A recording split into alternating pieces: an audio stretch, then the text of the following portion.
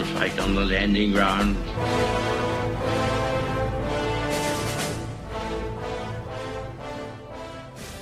Thank you for joining us. You are listening to A Radio, and this is the Morning Moment.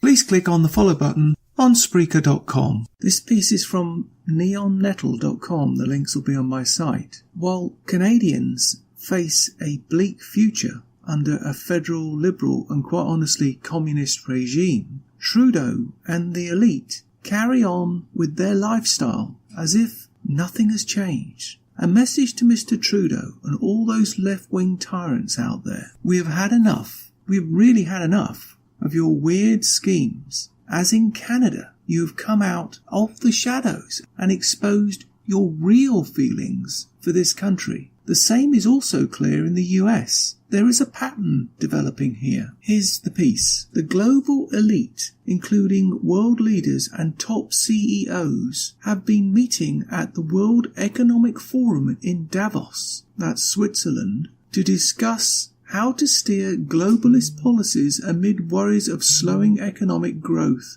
damaging trade wars, and the rise of populism. That's free speech to you and me. And nationalism and Brexit. The theme for this year's annual convention is Globalism 4.0, and the leading figures from major industries are in attendance alongside prime ministers and presidents. Featuring heavily on the agenda for this discussion is how to tackle climate change. And guess what? And this is my comment. Prince William will be there. Who gives a flying, quite honestly? Taking to the stage to interview Sir David Attenborough regarding the impact of humans and their carbon footprint on the planet's melting glaciers, which is a lie. The Davos elite says they're more worried about climate change than ever before, but that isn't stopping them chartering private jets in record numbers to fly to the event. According to Breitbart, the ACS forecasts nearly 1,500 private jet flights over the week of the World Economic Forum, WEF, to airports near Davos in the Swiss Alps.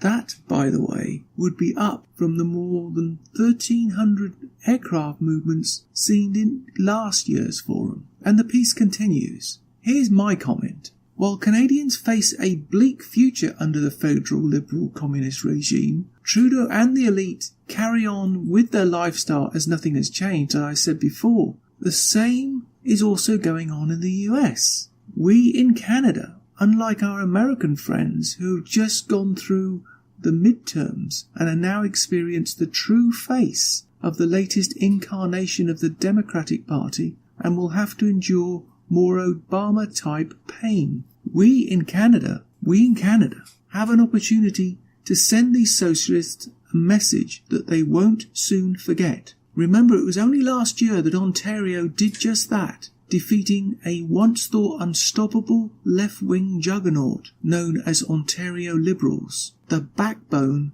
of the Liberal Communist Party of Canada. Now it's Canada's turn to stand up to these, what I can only describe as evil, hate-filled individuals who will stop at nothing, and I do mean nothing, to crush any open dissent from their group collective thought. We have an opportunity this year to crush them in their heartland, that's Quebec, by the way, and expose those in the seats of learning and entertainment for what they really are. Expose their disease in Canada called liberalism for what it really is. It's communism disguised as friendly socialism. Vote them from power and save Canada while you still can. They will fight you every step of the way, but we can beat them at the ballot box. And we must. Because if we don't, well, this is only the beginning. And you only have to look at our neighbours to the south to know what comes next. And that's the last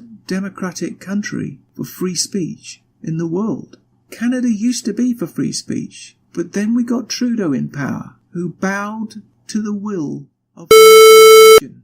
And now we don't have free speech. And now our Supreme Court upholds Trudeau destroying our Charter of Rights and Freedoms. Even the Supreme Court of Canada, in my mind, is unconstitutional and should be disbanded. They are a total disgrace to our Constitution. They know they're breaking the law and they just don't care. Just like the Liberal Communists, they just don't care. And the media in this country, in Canada, are complicit. They just don't care. Absolute power corrupts absolutely.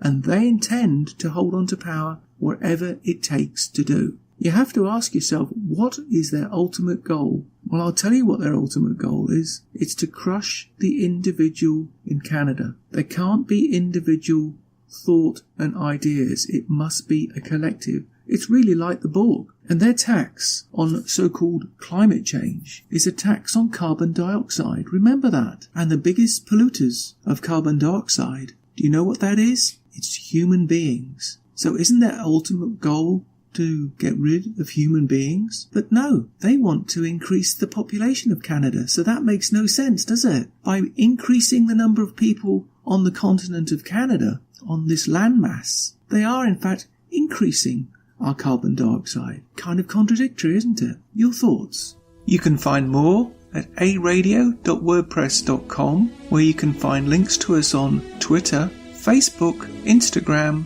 iTunes, iHeartRadio, Gab and email. You can now find us on Spotify. Just go to the podcast section and type Canadian Politics with a Twist and you'll find us. We are continuing to reach out to you, so please pass on the links. Please click on the follow button on Spreaker.com. You can listen to all my morning moments at Spreaker.com under A Radio, that's EHRADIO, A Radio, and please click on the like button. And you can find all my podcasts and morning moments at aradio.wordpress.com and click on the Morning Moments tab.